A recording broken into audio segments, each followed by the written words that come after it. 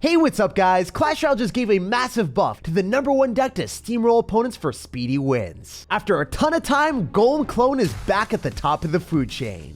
The Night Witch Bat buff will be driving your opponent's baddie, especially behind the sturdy Golemites. And when you clone it up, you'll be getting double the trouble, amplifying the buff by 2. And Skeleton Dragons with a considerable health buff are easier to keep alive, and with better spacing are way less likely to die to splash damage. This destructive Golem Clone deck is one of the easiest decks to play in the game. All you do is set up a Golem in the back and defend cheaply by activating King Tower Tornado or Skeleton Army, or sometimes just ignoring everything. When you build up a big Golem clone push with Lumberjack and the cloned up Lumberjack gets eliminated immediately, the Rage will allow your sinister spam to overwhelm almost any deck in the game. The rank 8 player in the world used this Golem deck for a speedy climb up, destroying the best players in the game. It's time to wreck our opponents with rocks and assert dominance. Don't forget to subscribe to the channel so you never miss out on any of the daily videos. Lots of love to everyone that's supporting the channel with credit code SirTag.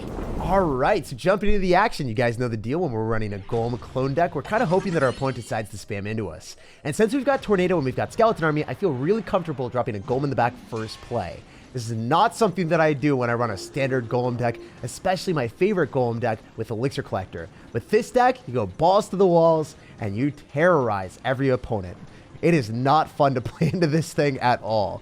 Genuinely, like you can go in for Skeleton Dragons, Lumberjack at the river, even if your opponent's got P.E.K.K.A, and you're going to be like, you know what? You have to drop another small spell. You got to go and drop like a Zap or a Snowball or something that you don't want to be dropping.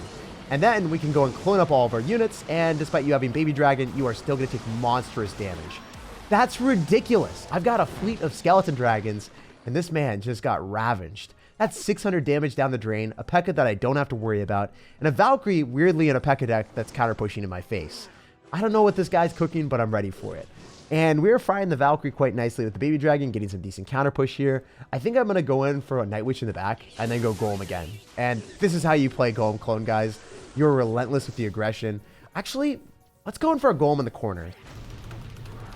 So if you didn't know the particular timing with Night Witch, in single Elixir, what you want to do is you want to drop your Night Witch in the corner as well after dropping your Golem in the corner, but when you're at 6 Elixir.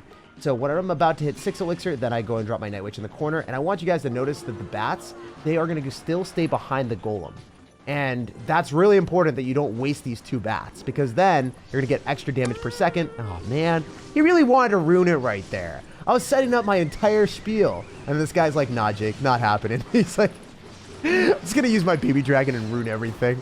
That's such a meme. It's fine though, because we're getting damage as we want, and then I guess we could go in for a Tornado here. We can also go in for our own Baby Dragon.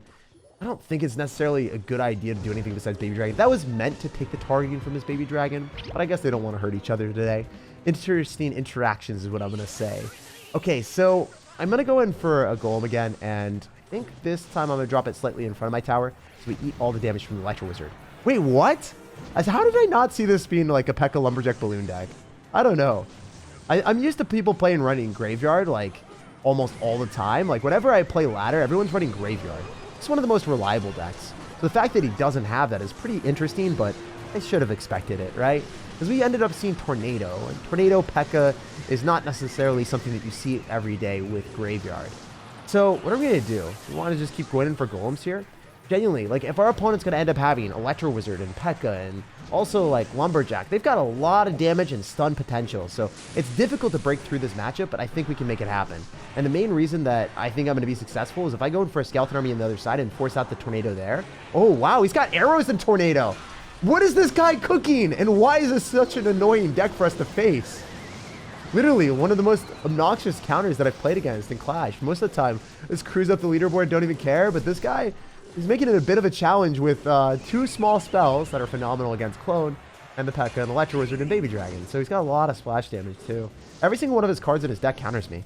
Seriously, it's like he just built a deck to counter Golem Clone. He's facing it, and then he's still losing. That's pretty funny. I'm going to go in for a Lumberjack, and then I think we can go in for a Clone relatively soon. I want to make sure that I'm able to clone up the Night Witch and also the Lumberjack, so the Lumberjack dies, because the Clone Lumberjack dies immediately, and then you rage up your units and you get more value. He's going to arrows, but he's still going to lose. He ended up dropping everything that he had. He played defense the entire game, and really the only damage that he got in this entire match was when he decided to go in for a Baby Dragon. I missed the Baby Dragon just because I didn't want the Baby Dragons to hurt each other. I was a thoughtful sir. Now I'm going to parade through with my Golem at the river and see what this man's up to. You guys know the deal. We just want to go in for a skeleton army and pull the lumberjack far enough away.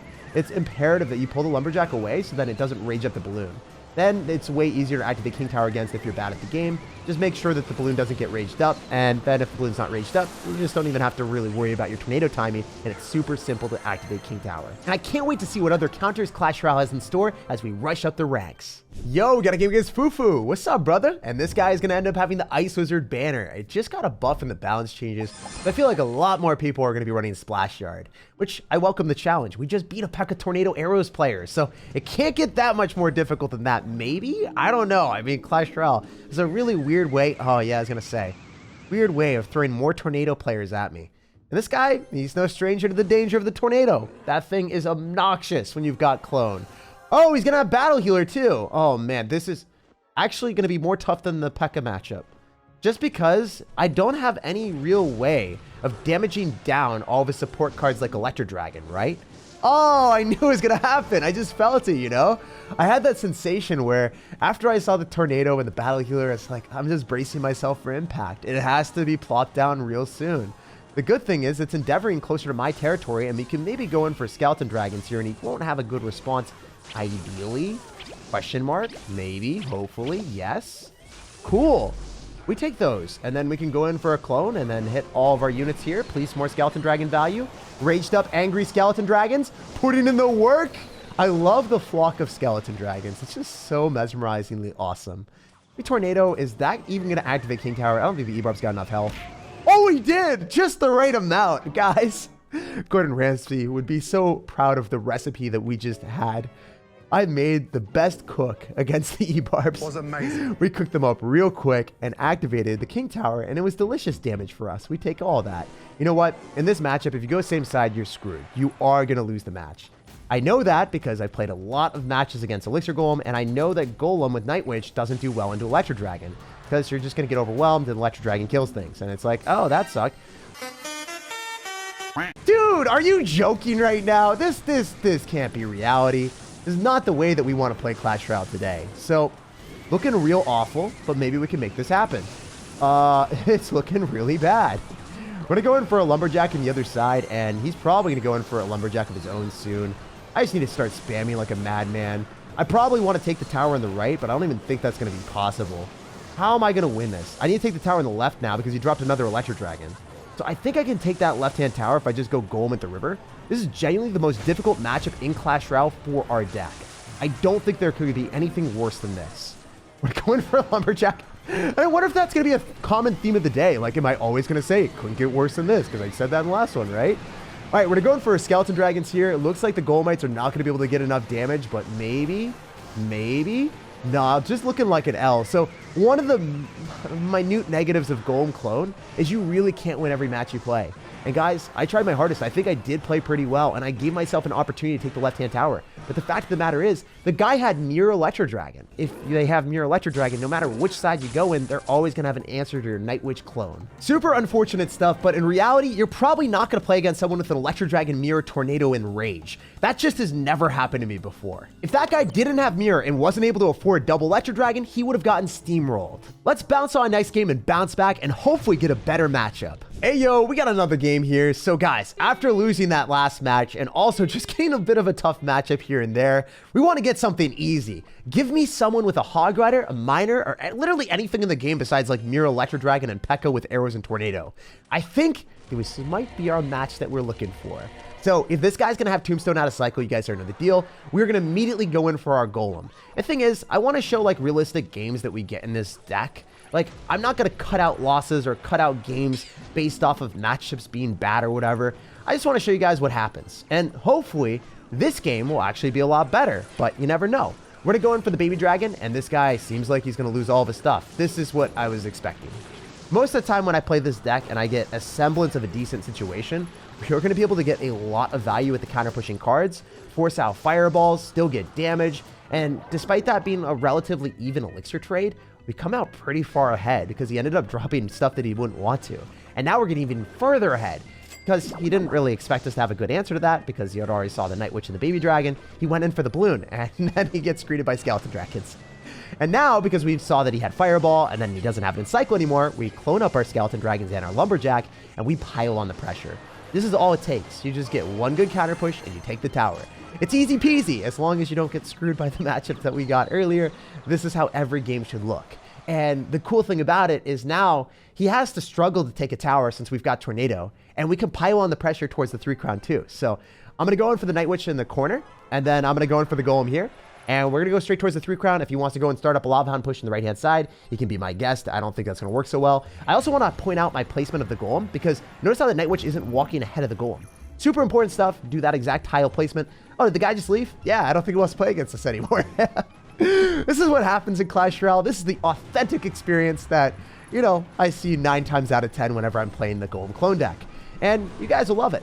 And if you don't love 3 crowning, I don't know what to say, because it allows you to push up really quickly and also just have effortless wins. All right, so 3 games in a row. We got 2 tough matchups, 1 easy one. Let's see if we can keep up the streak, you know? Karma goes around and it gives you what you want, right? We got some tough ones, and now it's our streak to get some easy ones. So we're going to go Golem in the back, first play. Wow, that's such an awesome start for us. He's not even trying to apply aggression. It's not even like he wants to attack me. He's just going to sit back and relax while our big bag of rocks is being thrown at his tower. Okay, the guy's going to go in for Zappies. Interesting. So I think whenever we see this, it's going to be Royal Recruits, Royal Hogs, one of my main decks in Clash Royale. And typically that deck is going to be running Fireball or Arrows plus like Barbarrel. So we'll see what he's running. Oh, wait, never mind. It's like he doesn't run my main deck, but he does at the same time. I'm so perplexed. I'm so confused. I'm so bamboozled. No, that was awful for me. Why do you have arrows with the Dark Goblin and Goblin Cage?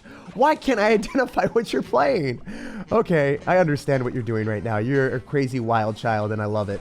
So we're going to activate King Tower with the majority of the piggies, and the one that we don't pull, it doesn't really matter because there are skeletons to clean the rest of them up. Solid stuff. We're in a pretty big advantage with King Tower activated, and also ups 8, ooh, not 800 damage, well, like kind of close to 800. Closer to 800 than 700, but, you know, there's a 7 in front of my tower, so we're going to say 700. We're not going to be the ultimate cheapskate, guys, even though I want to be. Even though I want to just round up, we're not going to do that. We're up 700 damage. Okay, now we're not. He's going to fireball me, and he's going to get a ton of damage to the left-hand side. Fortunately for us, we are targeting the recruits to the left, so I can kind of sort of maybe ignore them, maybe. I don't know. Anyway, I'm going to go for a lumberjack here. This is a bit risky. I just don't want him to just completely ignore stuff. Oh, awesome. Let's go. That's cool. Getting the Goblin Cage out of sight with no fireball and no zappies means that we are set up for success with our Golem push. We're going to drop our... Ooh, really? I think we're fine doing this. Are you going to be able to shut down the Night Witch bats and then also the skeleton army? I hope that we can somehow afford enough elixir to go in for the Golem. It's double elixir, so I'm banking on this push. I'm banking... No, I mistimed it. The Night Witch is going to go in front. No, no! Night Witch, you had one job. Oh, that is tragic, because if she stayed behind, we would have gotten a much bigger push. You know what we can do? We can go in for a tornado, so then the Dark Goblin dies. Yeah, Dark Goblin, you're not getting out of this one alive. Oh, that was magical. Tornadoing all my opponent's units into the Golem explosion just felt so serene. Okay, we can go in for a lumberjack here. Totally expecting him to go for Royal Hogs on the left-hand side. I would not expect him to go in the right. He would be not in his right mind if he went in the right. Anyway, we've got skeleton army, so we should be fine. I'm going to go in for a Golem at the river. He doesn't have fireball in cycle, so we can go and plop down skeleton dragons. And then with this Golem skeleton dragons push, I think this guy's going to get pushed out of the game. I just don't see a universe where these skeleton dragons die, so this guy's tower is going to die then. All right, that's just how it is. That's all she wrote, boys. Skeleton Dragon Flock is absolutely overpowered in some situations, and I guess he's on a timer because when the golems explode, the game's over. GG, well played, and peace out. Very fun match, and you know, that one is a bit more close. But I still felt completely in control the entire way through because my opponent was forced to fireball the Night Witch, and then he had nothing for the Skeleton Dragon's clone, which got real out of hand real fast, and eventually handed me the win. So we're playing against a top tier player that finished 635 in the world. The best way to end the day is beating a really top tier player. So let's see if we can make it happen. Okay, first things first, if you're going to go for a Barbarrel, you're going to wish you had your Barbarrel for my skeleton army. So not only is that a bad trade for him, oh my gosh, no! The bane of my existence in Clash Royale. I'm so annoyed by that card right now. I just don't want to see it anymore, all right?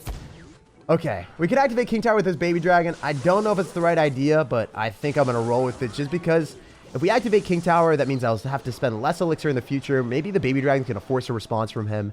And then I ignore everything and I go Golem at the river. That's my game plan. I'm legitimately going to go Golem as soon as I possibly can, and I'm going to ignore the Elite Barbarian. Reason that I'm doing this, also, I should have probably dropped it on the right-hand side because the right-hand side is the side that he already has his damage in. It's fine, though. He doesn't have Electro Dragon back in cycle for a fat minute, and we want to take full advantage of the situation. He's going to have Skeleton Dragons, though. That's a nuisance. The splash damage is going to be able to... I think it's going to eviscerate my Night Witch. But can our Skeleton Dragons put in enough work, or are they going to get dragged down by the Night Witch? It's already back to another one. You know what? Let's clone up the Golem so then they can explode on the Skeleton Dragon and then finish that off. Solid stuff.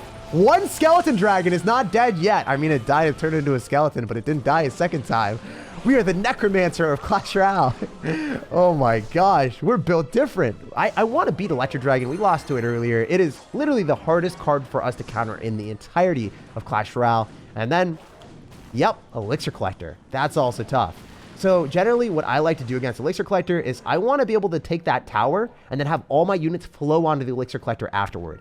Is that easy to do? The answer is a resounding no. We're going to go for a lumberjack and a skeleton army, and we'll see if he misses a barbed bro. Sometimes they miss the barbed bro and it's funny. So yeah, he's not going to be able to hit all the skeletons, and notice how some of the skeletons disperse towards the 3 crown. That's so much damage. Wow, we played that well. I know, I'm patting myself on the back. I know you guys are going to be like, Jake, stop it. It's cringe. It's okay though, guys. We're vibing with it. We're running Golem clone, so we're embracing the cringe today. We're going for the skeleton dragons, and we're going for a baby dragon. And I don't think that this is going to work out super well for us, but I hope the Golem explodes right on top of the Electro Dragon, because if it does, then we can kill it. Yes! That was actually such a smart clone. Even though my units immediately died, it killed the Electro Dragon, so then it didn't finish off the Skeleton Dragon that's still alive, giving us even more value. Okay. We need to find a way to damage down this Golem and stat. If this Golem doesn't die, then we're going to die. So... what do we do? Do we just go in for like a Golem here to body block his Electro Dragon? Yes, I made the prediction. Let's go. I mean, again, patting myself on the back on the easiest play ever. Obviously, he's going to drop an Electro Dragon into a Night Witch, but his Electro Dragon is just going to be like, yo, I can't ever cross the river. And I'm like, yeah, dude, you're going to get dragged back even further. That's why you got Drag in your name, Dragon. Get away from me. Super solid stuff. Lots of fun wins today. And it's cool to go full circle. After losing to a dirty double Electro Dragon deck, we were able to beat another one from a top tier player in the end. Single Electro Dragons, even when piloted by the 635 player in the world, will always get stomped. If you magically find a way to match into 2 of them, you're probably going to lose the game, but let's be real, how many of those are there? That's like the most legendary Pokemon experience in Clash Royale history, which isn't going to happen often. Like, subscribe for more daily videos, and have an amazing rest of your day.